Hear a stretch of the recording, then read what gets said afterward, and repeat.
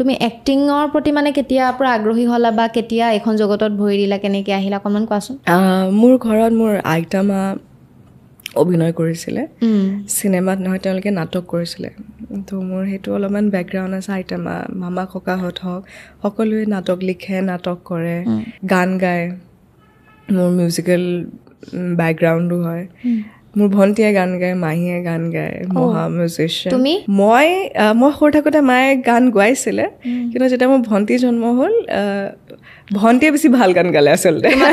মোতকৈ ভাল গান গালে তাই তো গোটেই গানৰ ফ'কাছটো তাইলৈ গুচি গ'ল মোক সৰুতে টেবল টেনিছ খেলাইছিলে তাৰপিছত মই যেতিয়া ক্লাছ 12 মান পালোঁগৈ মোৰ ভিতৰৰ পৰা মনটো আছিলে অভিনয় কৰাৰ তাৰপিছত মই যোৰহাট থিয়েটাৰ হলত মই নাটক কৰিছিলোঁ মই প্ৰথমতে ৱৰ্কশ্বপ কৰিছিলোঁ তাত যেতিয়া মই নাটক কৰিলোঁ সেই অনুভৱটো খুব ভাল লাগিলে